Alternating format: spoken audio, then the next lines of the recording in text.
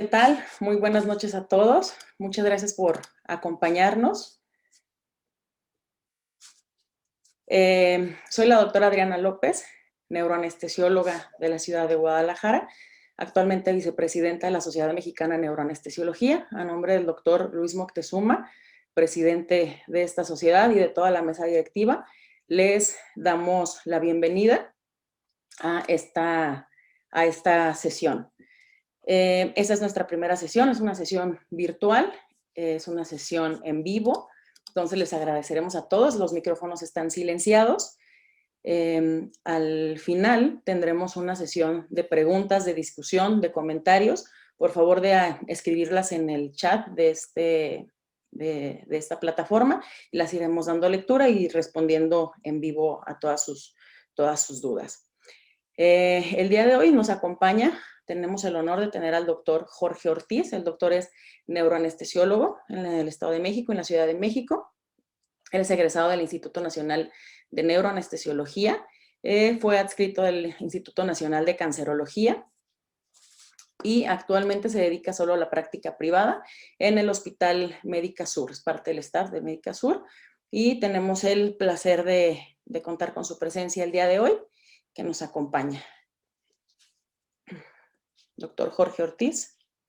Y agradezco, por supuesto, al comité organizador la amable y fina atención de considerarme ponente para este tema tan debatible, tan dicotomizado y que hasta el momento no existe un consenso que unifique criterios y manejo específico. Agradecimiento especial, por supuesto, a la doctora Adriana López por ser el enlace para poder realizar esta plática virtual. Bueno, sin más preámbulos, entremos al tema. Trataremos de abordar estos objetivos para tener una mejor comprensión del tema, las técnicas anestésicas disponibles para cada situación. Empecemos cuestionando si la anestesia regional es un procedimiento seguro para cirugía de columna y si es así, ¿qué casos pueden resultar beneficiados de dicha técnica? Para esto debemos comparar las dos técnicas anestésicas e indagar en la literatura para ver los resultados que han obtenido, el abordaje anestésico y cómo han sorteado las diferentes complicaciones de cada una. Daremos al final nuestro punto de vista para poder determinar la factibilidad de utilizar cualquiera de las dos técnicas descritas. De manera arbitraria, uno puede suponer que hablar de cirugía de columna implica hablar también de anestesia general por la naturaleza del procedimiento. Sin embargo, no es así. En la literatura existen reportes desde 1988 donde comparan la anestesia general contra la anestesia regional para este tipo de cirugías, siendo Greenberg, anestesiólogo adscrito al Departamento de Ortopedia y Rehabilitación de la Universidad de Miami, uno de los pioneros en publicar estudios retrospectivos con estas dos variantes. La anestesia que ofrecía el doctor Greenberg era anestesia peridural. Era una población pequeña de 40 pacientes bajo anestesia regional y 40 pacientes bajo anestesia general. Era una población reducida, donde comparaban variables hemodinámicas, estancia hospitalaria y costos. Lo importante de este estudio es que es el parteaguas y a partir de este estudio casi todos los demás comparan las mismas variables que iremos desglosando. Y aunque es una bibliografía del siglo pasado, es citado por todos los demás artículos que a continuación iremos viendo. Entonces, ¿qué pasa? Si a pesar de la larga historia de seguridad y eficacia de la anestesia regional, no solo en cirugía de columna, sino en cualquier otro tipo de procedimiento, ¿por qué no es la primera elección en este tipo de cirugía? Ambos procedimientos son rentables y redituables para cirugía lumbar, por supuesto. Aplicaciones asociadas a cada uno de los procedimientos anestésicos que estemos utilizando.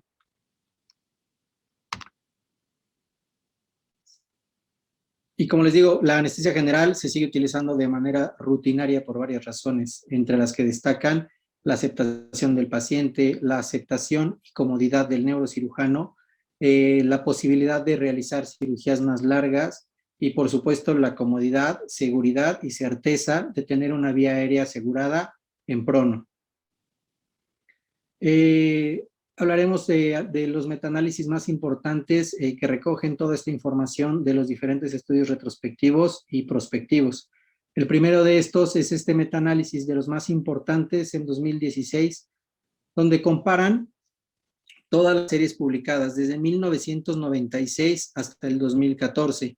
En todos ellos se hacen diferentes comparaciones entre anestesia regional y anestesia general, teniendo como variables comunes la estabilidad hemodinámica, el tiempo quirúrgico y hospitalario, el sangrado transoperatorio y la presencia o ausencia de náusea y vómito posoperatorio.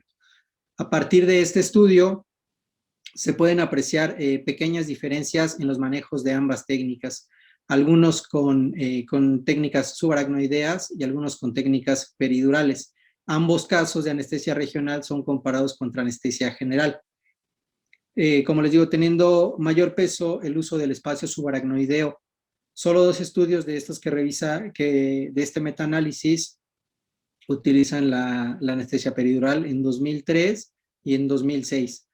Además, podemos apreciar de primera instancia el tipo de cirugía para el cual está planeada la anestesia regional, como son laminectomías, hemilaminectomías, microdisectomías, disectomías y foraminotomías, que tradicionalmente son cirugías que oscilan entre 1, 2 y cuando más 3 horas. La población estudiada, sin embargo, de todos estos estudios, no sobrepasa, raramente sobrepasa los 50 pacientes por cada grupo, es decir, son estudios pequeños de poblaciones pequeñas donde comparan las diferentes técnicas anestésicas. El nivel de bloqueo en estas revisiones casi siempre es 2 niveles arriba de la zona a trabajar. La técnica incluye el uso de bupivacaína en casi todos los estudios, desde 10 hasta 15 miligramos, y en la mayoría de los estudios solo algunos incluyen fentanil y solamente uno le añaden morfina, que iremos viendo. Entonces, como les digo, pues son poblaciones pequeñas, son estudios muy pequeños donde comparan ambas técnicas anestésicas. Con casi todos los estudios comparan las mismas técnicas, las mismas variables hemodinámicas que iremos viendo. Este artículo del 2004 es uno de los primeros donde se comparan ambas técnicas anestésicas, pero de manera prospectiva. Antes del 2004, como les digo, los estudios son retrospectivos sin grupos de control. Lo destacable de este en particular es que evaluaron los parámetros perioperatorios e intraoperatorios para determinar el beneficio directo y los riesgos potenciales asociados a cada una de las técnicas. No fueron contemplados los resultados a largo plazo para alivio de dolor, porque esta variable refleja más la selección del paciente y la efectividad del procedimiento quirúrgico. Es uno de los estudios prospectivos con más casos. La muestra fue de 400 pacientes y las características más importantes están resumidas en esta tabla. Cabe destacar en esta 8 años para anestesia general y para anestesia regional. Los diagnósticos de ingreso, como vimos en los estudios pasados, son cirugías cortas, son hernias de disco, estenosis lumbar, que van a entrar a procedimientos como disectomías o laminectomías. La mayoría de los pacientes son ASA 2 de ambos grupos y sin variaciones hemodinámicas prequirúrgicas en ninguno de los 2 grupos, es decir, son bastante homogéneas los valores preoperatorios, anestesia regional. Los tiempos anestésicos entre una técnica y otra tampoco tienen variaciones importantes y no es estadísticamente significativo. El tiempo anestésico para anestesia regional fue de 180 minutos y para anestesia general de 195 minutos. Es decir, existe una diferencia de 15 entre cada una de estas técnicas. Ahora, lo interesante de este tipo de estudios, además de la aceptación clínica y la significancia estadística que tiene, es ver cómo describen la técnica y cómo la utilizan. De manera general, para los 2 grupos utilizaron las mismas técnicas anestésicas para evitar un poquito los sesgos de manera tradicional para anestesia general. Le pusieron tiopental, fentanil, becuronio, óxido nitroso y utilizaron mezcla de óxido nitroso con isoflurano. Para la técnica de anestesia regional, se colocó al paciente en posición sedente. La bibliografía indica que lo utilizaron con bupivacaína al 0.75% y después de administrar la dosis lo recostaron y lo dejaron en posición, lo dejaron en supino hasta alcanzar nivel de T6 a T10. Una vez que habían alcanzado este nivel sensitivo, lo acomodan en prono, le ponen puntas nasales a 2 litros por minuto y lo dejan sedado con propofol entre 25 y 50 microgramos kilo minuto. Es decir, estamos hablando de una concentración plasmática más o menos entre 1 y 1.5. Cuando la cirugía se prolongaba con estos 400 pacientes, con estos 200 pacientes, utilizaban dosis extra de anestésico local intratecal con una aguja 25G.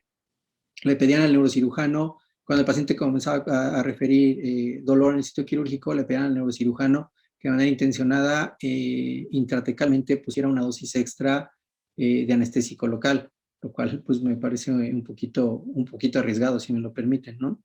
No reportaron efectos adversos ni episodios de fuga dural. Aquí está, ¿no? La dosis extra de administrar intratecal no está descrita.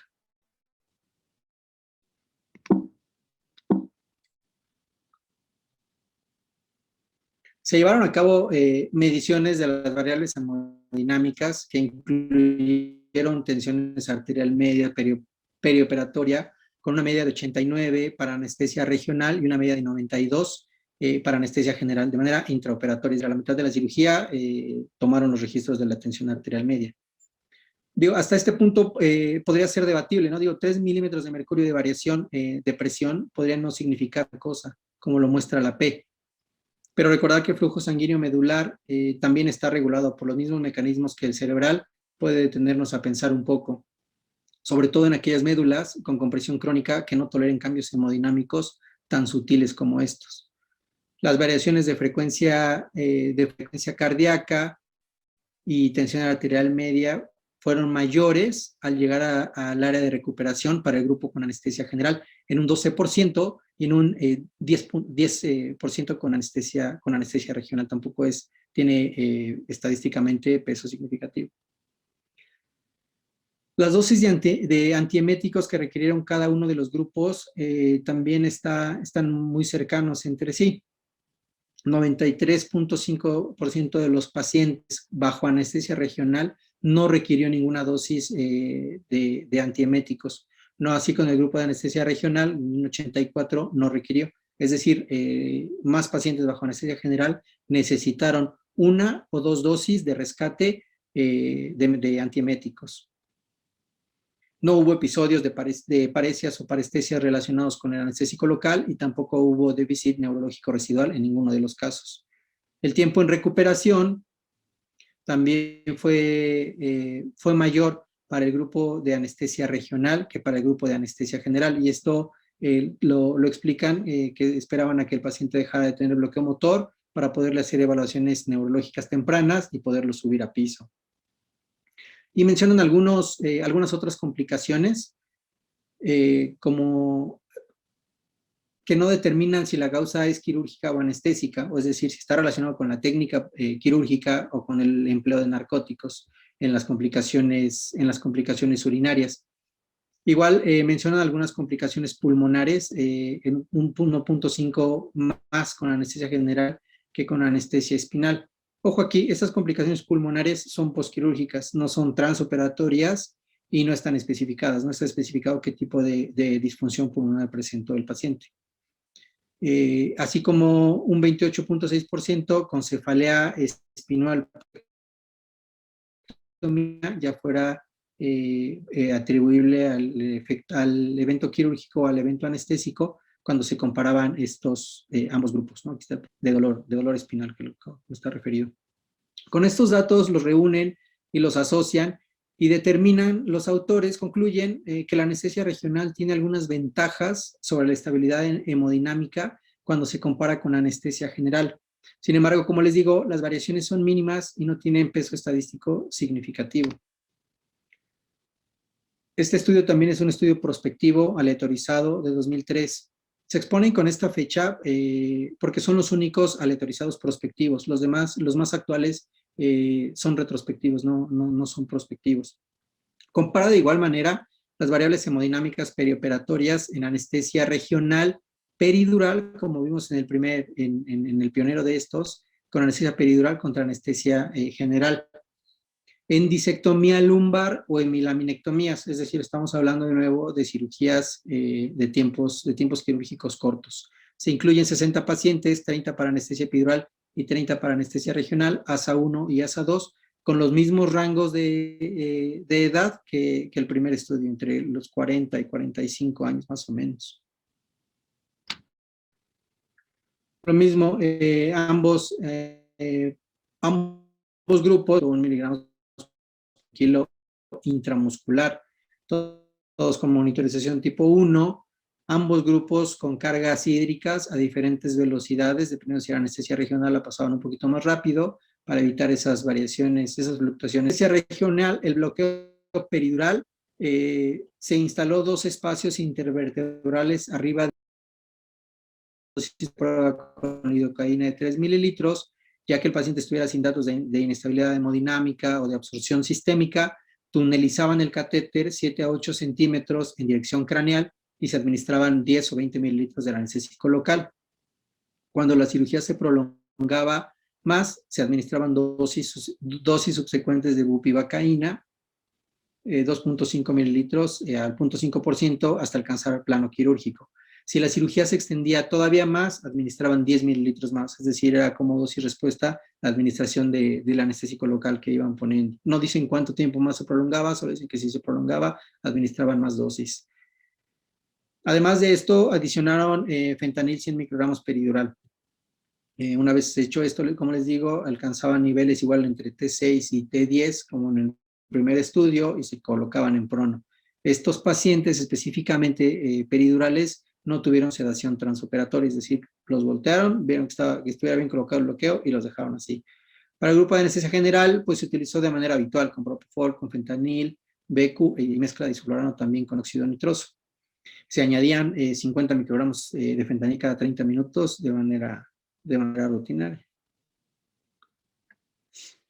El tiempo total fue mayor con anestesia general que con anestesia regional. Otra vez con anestesia general 162 minutos, con anestesia peridural 154 minutos. El tiempo de inicio quirúrgico fue mayor con anestesia regional. El tiempo quirúrgico total fue mayor con anestesia general. Entonces, ¿qué pasa? Cuando uno lee todas estas variables, lo primero que asume es que con anestesia regional los tiempos se acortan, pero en realidad depende de varios factores y no todos están asociados con la anestesia, entre los cuales podemos incluir la habilidad quirúrgica, la dificultad del procedimiento quirúrgico, las comorbilidades del paciente. Además, comparan los mismos parámetros hemodinámicos. Casi todos los artículos vamos a ver que comparan exactamente lo mismo. Algunos mezclan o algunos ponen algunas otras variables, incluyen algunas otras variables. Pero igual, incluyeron bradicardia, taquicardia, hipertensión, hipotensión, con porcentajes entre cada uno de ellos muy bajos, ¿no? Muy pegaditos. Y que solo podrían confundirnos aún más y pensar en los beneficios inherentes de utilizar anestesia regional, porque cuando uno ve estos resultados dice, pues, wow, con anestesia regional les va mucho mejor que con anestesia general. Pero como mencionamos, son muestras pequeñas, pobres, y las diferencias entre ambos grupos no tienen relevancia estadística significativa. Incluso, por ejemplo, podemos ver aquí la pérdida sanguínea con anestesia regional de 180 mililitros y con anestesia general de 288 mililitros. Es decir, son 100 mililitros de diferencia entre una técnica anestésica y otra. Reportan además la presencia y persistencia de náusea y vómito posoperatorio, donde también se aprecia una tendencia mayor de presentar náusea y vómito posoperatorio con anestesia general, al igual que con las dosis de antieméticos necesarios para ese tipo de pacientes. El tiempo en recuperación también fue mayor con anestesia general, ¿no? 52 minutos contra 34 minutos de anestesia regional. Este es uno de los pocos artículos que consideran la satisfacción del paciente con una y otra técnica anestésica, con mayor porcentaje para anestesia regional. Los días hasta el alta fueron los mismos con anestesia epidural y con anestesia general. No reportan complicaciones asociadas a anestesia regional ni a anestesia general. Incluso en ningún caso reporta, cosa importante también, ¿no? Bueno, hasta ahora hemos visto reportes de pacientes, de casos de pacientes jóvenes, pero la realidad es que la población mexicana, la menor cantidad de pacientes son de este rango de edad. Me atrevo a decir que más del 80-85% de los pacientes que entran para cirugía de columna son pacientes mayores de 70 años, con comorbilidades agregadas y problemas en columna múltiples, que no solo involucran un segmento. Justo este artículo del Journal of Spine de 2020 hace un análisis retrospectivo en pacientes mayores de 70 años, es decir, estamos aterrizando ya la patología en población distinta. Uno podría pensar, bueno, es un paciente joven, es una laminectomía, seguro aguanto un bloqueo, lo pongo en prono, lo cedo y no va a pasar nada. Pero este paciente que tiene más de 70 años, que tiene comorbilidades agregadas, pues ya implica un riesgo mayor, ¿no? Por supuesto. Mayores de 70 años, como les digo, para anestesia regional 78, para anestesia general 75. Con una población de 56 pacientes para anestesia regional y de 239 para anestesia general. Son pacientes complejos, algunos de ellos con apnea de sueño, otros en tratamiento antiplaquetario, que nos hacen incluso inclinarnos hacia una u otra técnica anestésica, ¿no? La patología de base por la que ingresan a quirófano también es múltiple y variada, desde estenosis de canal, hernias de disco, estenosis foraminales, escoliosis, dos o más segmentos fusionados, etc. Y que sin embargo, siguen cumpliendo uno de los criterios de los artículos anteriores, es decir, son tiempos quirúrgicos no tan prolongados.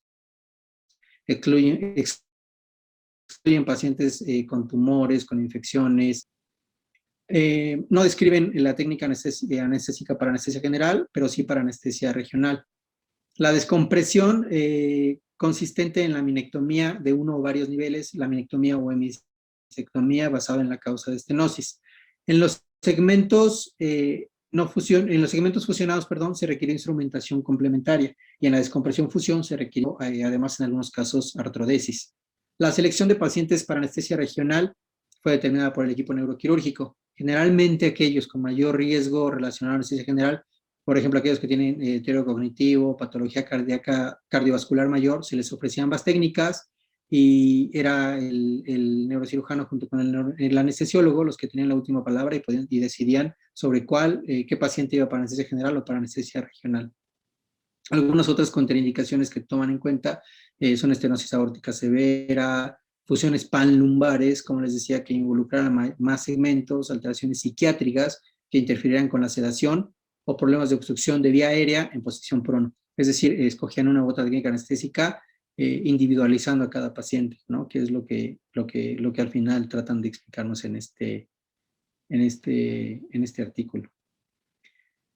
Como les dije, es en posición sedente, igual que los otros reportes, los premedican con fentanil 100 microgramos y dependiendo del tipo de cirugía, administraban solo lidocaína al 2%, 50 miligramos subaracnoideo, o si la cirugía abarcaba mayor tiempo quirúrgico, como para estos casos de descompresión por fusión, administraban bupi isobárica 0.5%, 15 miligramos, y además le dejaban subaracnoideo 300 microgramos de morfina, que considero que es mucha dosis intratecal, sobre todo en pacientes mayores de 70 años. Y bueno, los mantenían sedados con propofol a dosis respuesta sin establecer si era perfusión continua o eran bolos de propofol. Pero sí hacen hincapié en solo usar propofol sin añadir algún otro medicamento transoperatorio, ya sea algún narcótico, alguna benzodiazepina, para disminuir el riesgo de apnea en esta población tan vulnerable. Pero favorecían o decían que el riesgo de aspiración disminuía por la posición a favor de la gravedad. Hacen las mismas pruebas para determinar las variables hemodinámicas que ya hemos mencionado, el tiempo de quirófano, los tiempos de recuperación, la presencia o ausencia de náusea y vómito postoperatorio. Algo rescatable es que ellos sí mencionan las complicaciones que se presentan con alguna u otra técnica anestésica, como problemas tromboembólicos, urológicos y cardíacos. El problema es que no especifican qué tipo es y tampoco hacen las pruebas correspondientes para determinar si es atribuible a la anestesia o no. Pero bueno, reportan más con anestesia general que con anestesia regional. Y esto se debe a que la población del grupo de anestesia general pues eran más, ¿no?, que los de anestesia regional. Entonces, después de estos artículos, que son los que reúnen las características de todos los retrospectivos y los prospectivos que se han hecho, aparecen algunos otros con reportes similares, con mismos números de pacientes. Son poblaciones pequeñas, de 40 pacientes, como vemos igual aquí en ambos grupos, edades similares también a las que hemos estado reportando, y cada uno de ellos, de estos autores, agregan alguna variante diferente. Como en este caso, es que además de comparar las mismas variables hemodinámicas, agregan el costo de cada tipo de anestesia. Es anestesia general convencional, mantenimiento con Segurane, la anestesia regional también son similares a las previas, en posición sedente, bloqueo subaracnoideo, dependiendo del nivel, bupi 15 miligramos, los mantenían sedados con propofol a las mimáticas y añadían fentanil 100 microgramos, si el paciente se quejaba, intravenoso. Y generalmente reportan que los pacientes se quejaban cuando el neurocirujano se recargaba, cuando iba un poquito más arriba, cuando jalaba más la piel, el músculo, era cuando el paciente se quejaba, y en ese momento le dejaban un bolito de 100 microgramos de propofol. Como les digo, no es aburrirlos con las mismas variables hemodinámicas, pero todos miden las mismas variables: taquicardia, bradicardia, hipertensión, hipotensión, etc. Sin diferencias estadísticamente significativas entre uno y otro grupo, mostrando mayor empatía incluso con anestesia regional, como les digo. Además agregan la satisfacción del cirujano. Hace rato vimos que era la satisfacción del paciente. En este estudio agregan la satisfacción del cirujano con el tipo de anestesia, mostrando mayor empatía con anestesia general, y pues es entendible. Por otro lado, concluyen que los costos con anestesia regional son más bajos, pero la diferencia que ellos encuentran es de $7, es decir, 154 pesos a 22 pesos el dólar. Una complicación menor, ni siquiera mayor, perdón, relacionada con anestesia regional, se cubre con esos $7 de ahorro. Es decir, ahorrarme $7 por dar anestesia regional en lugar de general no me va a alcanzar para cubrir una complicación de vía aérea, por ejemplo, ¿no?, en un paciente que haga apnea, o que cualquier cosa que pudiera pasar en el transoperatorio. Entonces, pues sí hacen una diferencia entre anestesia general y regional, pero pues bueno, tampoco es significativo $7, y tampoco es justificable que yo utilice anestesia regional por ahorrarme $7, ¿no? Este estudio también retrospectivo, se evalúan y comparan los mismos grupos que ya hemos estado viendo, comparan las mismas variables que ya revisamos y hacen hincapié en las mismas condiciones: la edad del paciente, el tipo de cirugía, las comorbilidades, ASA, complicaciones y con duración de la cirugía. Y como hemos revisado hasta ahora, concluyen que la anestesia regional es una técnica segura, pero sin resultados contundentes que muestren superioridad sobre la anestesia general. Pero pues determinan que sí puede ser utilizada en aquellos pacientes, como les digo, donde la cirugía dure menos de 90 minutos, con factores de riesgo cardiovascular, como ya hemos visto, como están aquí en las comorbilidades: hipertensión, patología coronaria, patología arterial oclusiva, periférica, diabetes mellitus con compromiso vascular renal, alteraciones cerebrovasculares o con historias de eventos vasculares cerebrales con factores de riesgo pulmonares, ya sea patología restrictiva u obstructiva.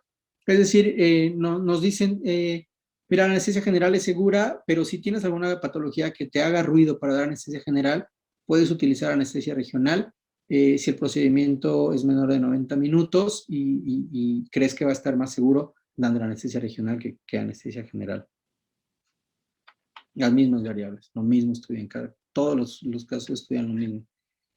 Y hay algunos que se avientan la puntada de estudiar algunas cosas un poquito más puntuales, como por ejemplo hablan de los efectos de anestesia regional sobre anestesia general en la presión intraocular en cirugía de disco lumbar. Es un estudio aleatorizado y un ensayo clínico controlado.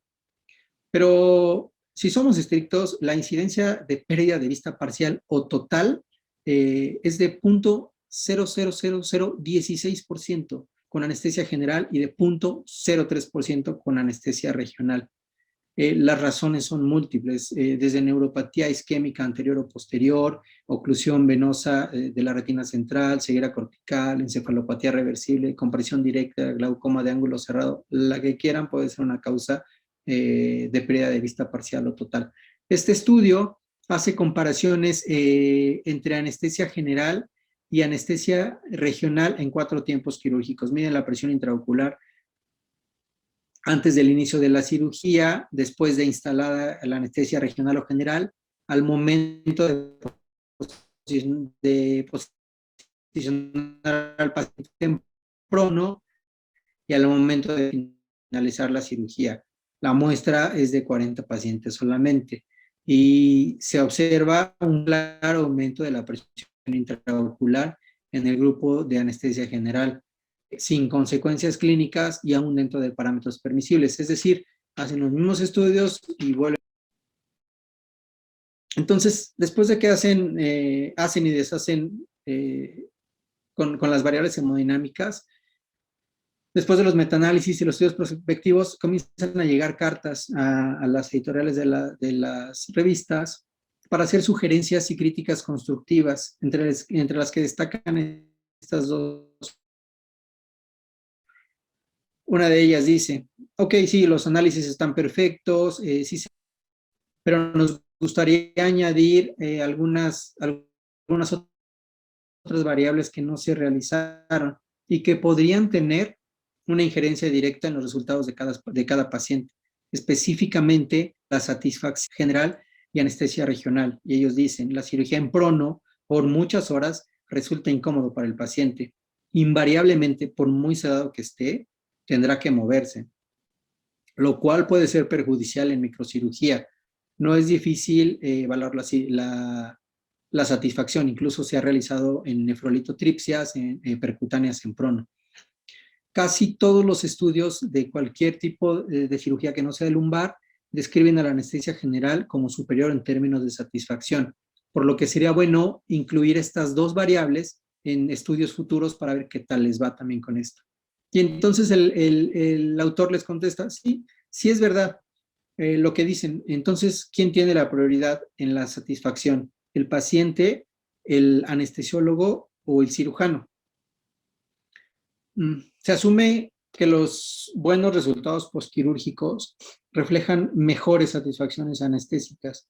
Sin embargo, esto no necesariamente refleja la satisfacción del cirujano o del paciente durante la cirugía, porque es complejo y multifactorial. Con las escalas visuales análogas, variables dicotómicas, escalas verbales para poder determinar la satisfacción de los pacientes. Y solo en algunos reportes se incluye la satisfacción específica del paciente cirujano, de los cuales la mayoría, que por increíble que parezca, las pocas series que reportan la satisfacción de los pacientes preferían tiempos quirúrgicos cortos y por la sedación continua. Porque como les digo, permanecer en prono más de 3 horas con un paciente sedado, por modo que esté invariablemente se va a mover.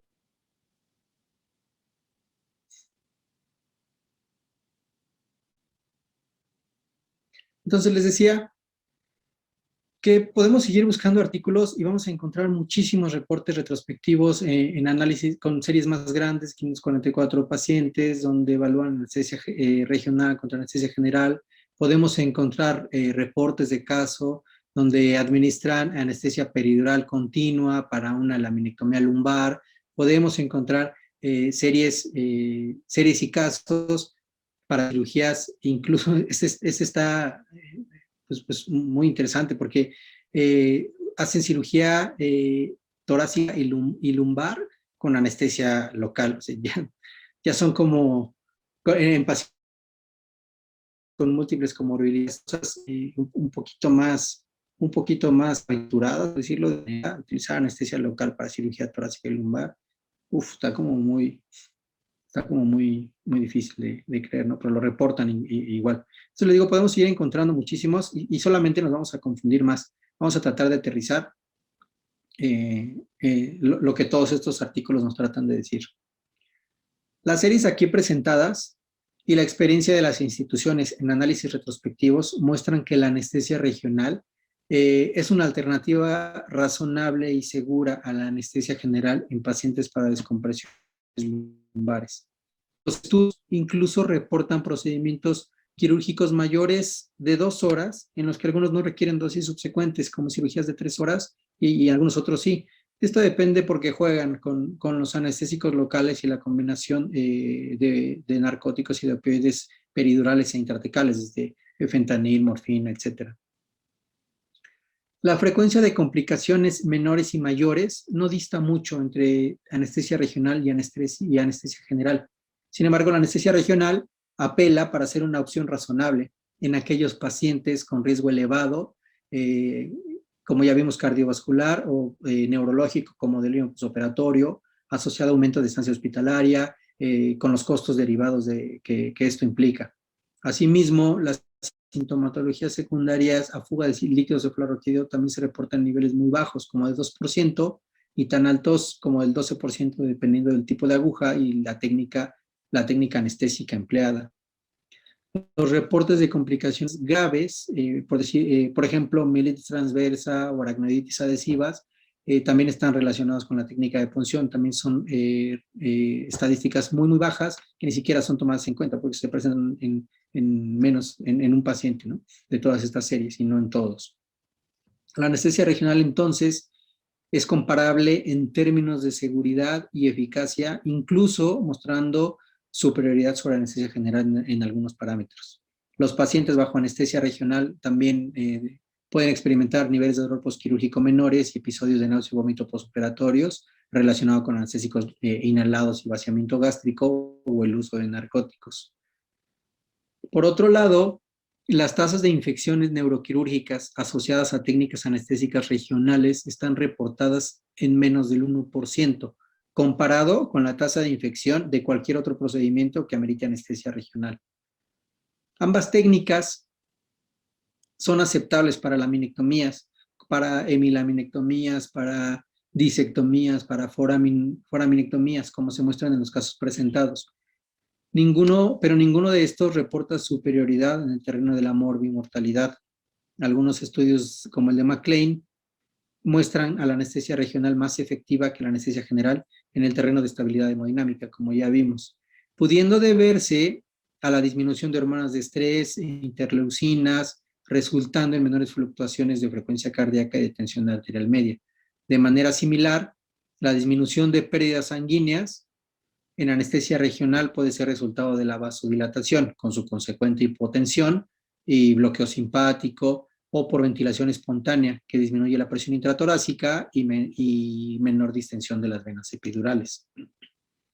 A pesar de las ventajas aquí mostradas de anestesia regional sobre anestesia general para procedimientos cortos, existen algunas limitaciones absolutas y relativas, como estenosis espinales que involucran múltiples niveles, historia de crisis o de hipertensión intracraneal, coagulopatías, infecciones en sitio de punción, hipovolemia, aracnoiditis, bloqueos mielográficos. Y otra cosa, un factor muy importante que no contempla ninguna de las revisiones, ¿verdad? Estuve buscando todos los casos que aparecían y por supuesto que ninguno lo encontré. como lo es el uso de potenciales evocados, motosensoriales y motores. Además, ninguna de las referencias citadas hace mención de lo apremiante que puede volverse la cirugía en cuestión de tiempos quirúrgicos, ya que el tiempo recae directamente en la farmacocinética de los anestésicos locales. Además, los movimientos propioceptivos y voluntarios de los propositivos, perdón, y voluntarios de los pacientes interfieren con la cirugía, como lo mencionamos hace ratito. Además de que el paciente, si aún tiene bloqueo residual, es imposible hacer una exploración neurológica inmediata. O sea, sí tenemos algunas ventajas con anestesia regional, pero estos, por supuesto que no podíamos utilizarlo si están haciendo potenciales somatosensoriales, motores, y lo apremiante que es ya que tienen, porque ya se me está acabando el tiempo anestésico, ¿no? Uno de los puntos fuertes y debatibles de las ventajas de anestesia regional está referida en el ámbito de pérdida sanguínea, como ya vimos. Pero las mayores series reportan 50 mililitros de diferencia. La que vimos que tenía mayor reporta 100 mililitros. Que de verdad no creo que clínicamente sea una ventaja real que a mí me pudiera inclinar para utilizar anestesia regional sobre anestesia general. Es decir, 50 mililitros son 5 gases, ¿no? Además, sí es verdad que se pueden reducir los días de estancia intrahospitalaria con anestesia regional por disminución, porque tiene menos dolor, como ya hemos visto. Las complicaciones asociadas con vía aérea y movimientos del paciente, por ejemplo, pueden prolongar los días mucho más sin ser justificable su uso, ¿no? Que el paciente pueda presentar la complicación que ustedes quieran de vía aérea, pasando porque no lo puedo ventilar, hasta problemas graves como edemas agudos pulmonares, espasmos, lo que a ustedes se les ocurra. Y por eso mayores lo hubiera intubado desde el principio, ¿no? Podemos concluir que la anestesia regional sí es una técnica segura como alternativa para anestesia general cuando las condiciones del paciente no permiten anestesia general y para cirugías breves como laminectomías, excluyendo por supuesto cirugías de tumores donde se necesita instrumentar más de 2 o 3 niveles y aquellas donde se necesita utilizar potenciales evocados motores y somatosensoriales.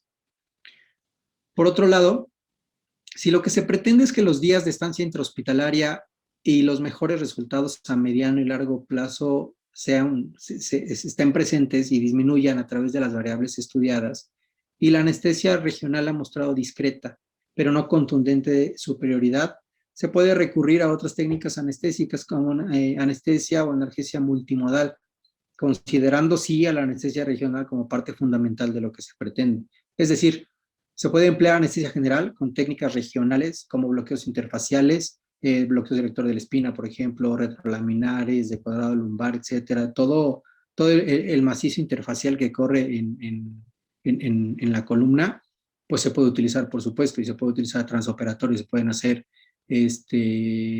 ultrasonografía transoperatoria y depositar anestésico local en toda la fascia para poder justificar o para poder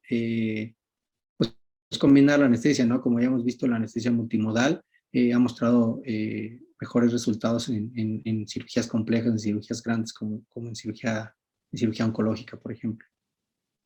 Y pues, por supuesto, proporcionamos alivio de dolor a través de múltiples vías de señalización. ¿De qué va a depender todo esto? De la individualidad de cada paciente, de cada cirugía y de cada equipo neuroquirúrgico, que determinan la conducta y la técnica anestésica a emplearse. Aún así, los grandes centros neuroquirúrgicos siguen prefiriendo la anestesia general sobre la anestesia regional. Y ya como corolario, pues platicarles el caso de una cirugía que tuvimos hace como 4 meses. Nosotros estábamos en una cirugía de columna y al lado en otro quirófano iban a entrar a una cirugía de columna también. 2 anestesiólogos no pudieron intubar al paciente, que por definición es vía aérea difícil, desconozco por qué no lo pudieron intubar de manera habitual. Entonces a uno de los anestesiólogos pues se le ocurrió, pues mejor lo bloqueo. Lo que en mi muy particular punto de vista me parece muy arriesgado, porque si no pude controlar la vía aérea en supino, en prono, si se espasma o se obstruye, mucho menos la voy a poder controlar.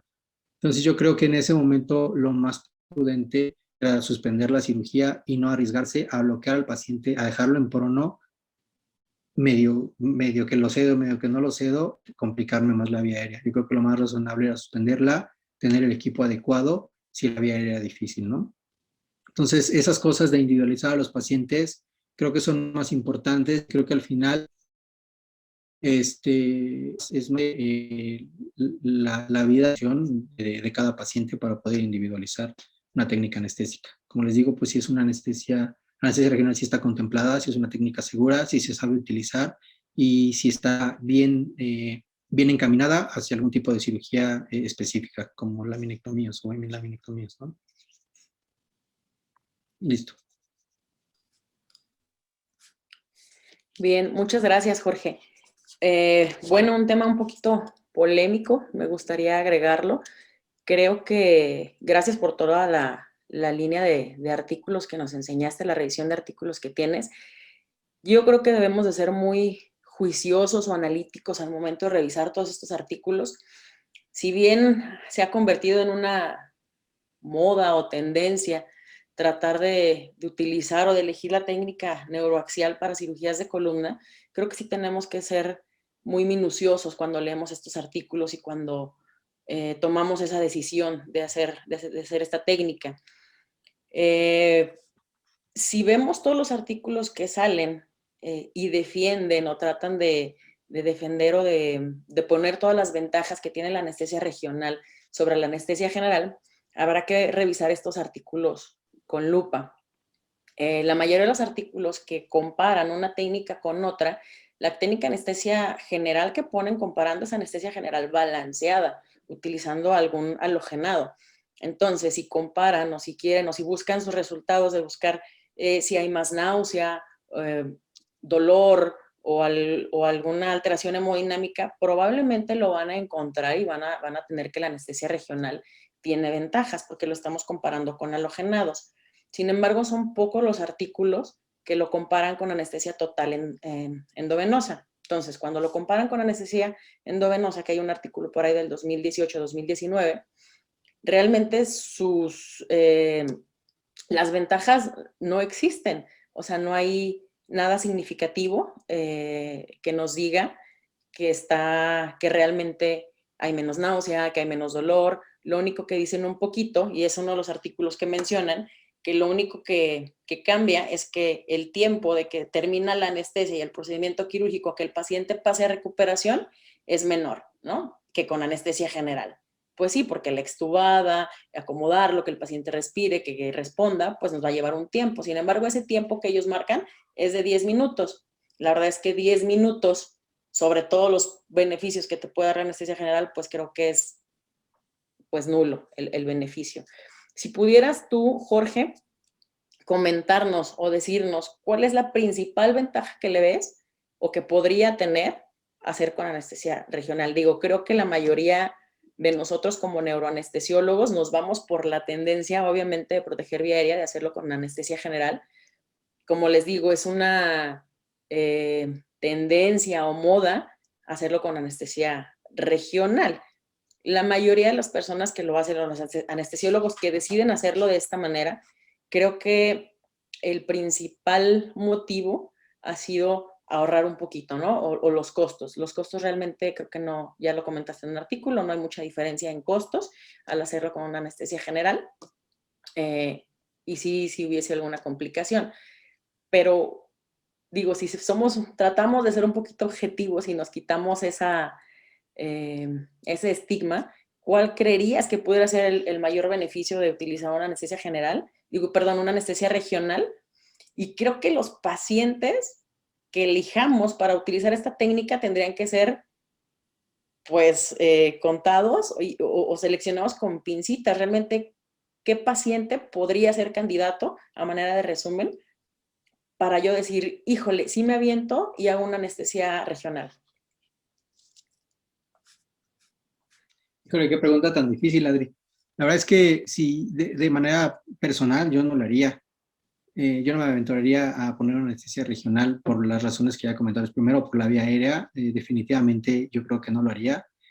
Porque, bueno, ok, ya está, tengo compromiso con la vía aérea y el paciente está abierto. ¿Qué voy a hacer? O sea, saben que saquen los cierres, lo voy a voltear, no lo puedo intubar. o qué hago en ese momento, ¿no? La verdad es que, y tenerlos más de 3 horas es muy difícil. Además, recuerden, algo importante, ninguna cirugía es pequeña, ¿no? He estado en OTVs que duran 4 o 5 horas, ¿no? Porque no encuentran la trompa. Entonces, no hay cirugías pequeñas. Todas las cirugías son potencialmente complicables y yo creo que no encuentro ninguna ventaja. Si tuviera que poner una anestesia regional para una cirugía de columna, definitivamente no sería porque no puede intubar al paciente. Porque les dije hace ratito, en prono, menos lo voy a poder intubar. Si supino no pude, prono, menos. Si ya sé, y si de antemano sé que es una vía difícil, pues mejor me preparo bien. Pido el fibrobroncoscopio, o sea, lo que sea, puede ser un paciente que tenga cáncer de tiroides, cáncer de lengua, que ya esté radiado del cuello y que tenga que no lo voy a poder intubar, pues mejor me preparo, pido todo, si necesita tráqueos, pues que se le haga tráqueos. Definitivamente, como les digo, primero es la vida del paciente. Y si tuviera que poner una, sería en un paciente joven, en un paciente, en un equipo neuroquirúrgico donde yo conociera muy bien al neurocirujano, que supiera que es una cirugía, como les dije, no hay cirugía pequeña, pero que es una cirugía pequeña, que el cirujano es hábil, que se va a tardar 40 minutos para una AEMI, para un foramen, seguramente sí lo haría, solamente bajo esas circunstancias, pero en un paciente añoso, un paciente que sabes que en cuanto lo tocas se va a estabilizar y va a tener inestabilidad hemodinámica, pues no lo utilizaría. Y en prono, pues sabes que también es hipotensa, que también se bradicardias, etcétera, pues definitivamente yo no lo utilizaría. Y bueno, le pongo anestesia regional y luego están trabajando en hueso y sin querer le dan a la dura. La verdad es que no sé qué pasa ahí. Si acaba de iniciar la cirugía y le dan a la dura, pues qué pasa con el anestésico local, ¿no? Con la parte que no se absorbió, o ahí qué pasa, ya le empieza a doler. La verdad es que no lo reportan. Si les pasa o si les pasó, pues prefirieron no incluirlo en los estudios. Pero pues también es un riesgo, ¿no? O además está el riesgo de que el paciente quede con lesión, ¿no? ¿Qué va a pasar ahí? Pues fue culpa de la anestesia. El plan de anestesia regional seguro fue eso. Porque mi técnica quirúrgica estuvo muy bien. Entonces, el problema es de anestesia. Entonces, también es otro factor importante, ¿no? Que uno debe considerar, por supuesto. Claro, digo, y sobre todo protegernos también como anestesiólogos. Otra de las cuestiones o dudas que me surge a mí, o como inquietud, es decir, bueno, sí existen contraindicaciones absolutas para yo decidir no hacer una anestesia regional en cirugía de columna, y así no existen indicaciones absolutas para yo hacer una anestesia regional, ¿no? Como contraindicaciones absolutas, pues yo pondría primero que también va creciendo más la seguridad. Obviamente, cada vez buscamos que todos los procedimientos sean más seguros para los pacientes, ¿no? Desde la parte anestésica y la parte quirúrgica. Entonces, dentro de esta seguridad, pues el monitoreo neurofisiológico, los potenciales evocados somatosensoriales, los potenciales motores, se han convertido también en una herramienta que va muy de la mano de las cirugías de columna. Así sea un nivel, así sea una lámina, un disco, pues la seguridad va encaminada a que ahora los neurocirujanos busquen tener esta herramienta en todas sus cirugías, tanto por seguridad de no hacer una lesión y como seguridad de que la médula quede realmente con esa descompresión para que el paciente ya no tenga el dolor, ¿no? Entonces, si se va a utilizar monitoreo neurofisiológico, pues definitivamente no es una opción la anestesia regional, ¿no? Por otro lado, bueno, nos dicen aquí una pregunta, déjame compartirte una pregunta, nos dice el doctor Héctor Tapia, ¿qué bloqueo ofrece mayores beneficios, el de fascia toracolumbar o el de plano del erector espinal? Híjole, Héctor, la verdad es que hablar de anestesia regional, primero, depende de muchos factores del anestésico local que estés utilizando, para qué lo quieras.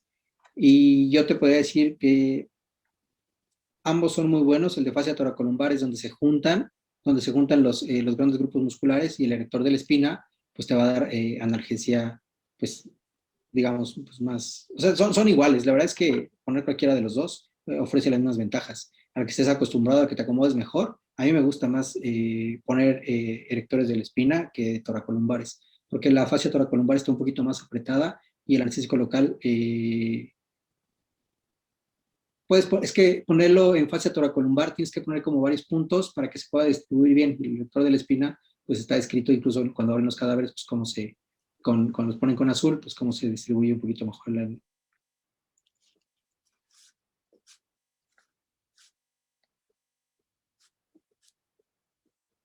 Ahora, estos bloqueos regionales serían, lo tengo entendido yo, para complementar quizás una técnica de anestesia general, y entonces ya como analgesia o como coadyuvante o analgesia multimodal podrías echar mano de una de estas herramientas, ¿no?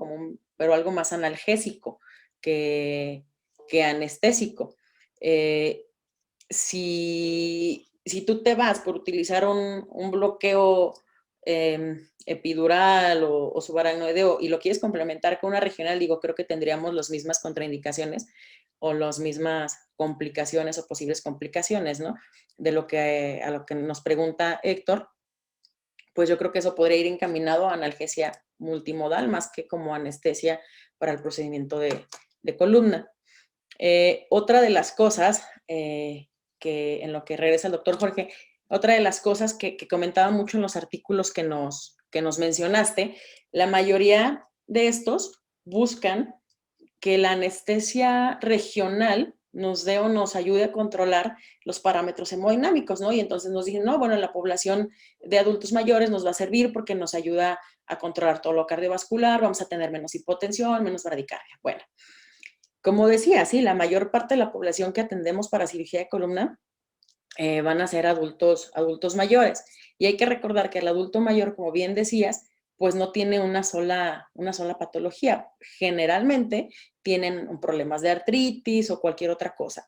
Entonces, dejarlo despierto, boca abajo, simplemente la posición, vamos a tener complicaciones. Muchos pacientes ya están incluso con anquilosados, el problema de la vía aérea es todavía mayor, podemos tener problemas también a nivel cervical para posicionarlos.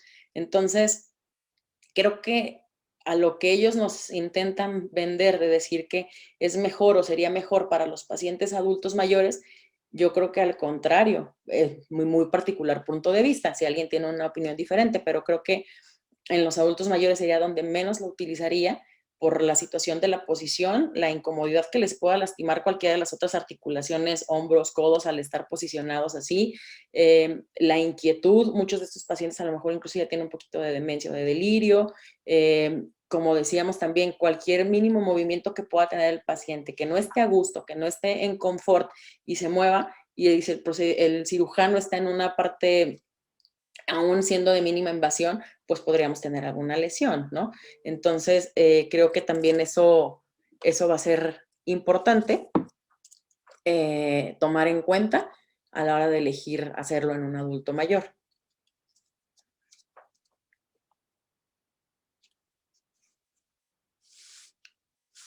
Que opto por anestesia general y trabajo con un neurocirujano que sí, mucho, sobre todo problemas de disectomías, ¿no? Hernias, pequeñas hernias, ¿no? Apenas protrusiones, ¿no? Mucho 2 horas, 2 horas y media. Sin embargo, yo me considero malo en anestesia regional y igual comparto con usted, muy aventurado, ¿no? Manejar la vía aérea, entonces, pues definitivamente yo soy de anestesia general y lo felicito, muy buena, interesante su plática, su investigación. No sé si alguien más tenga alguna otra pregunta.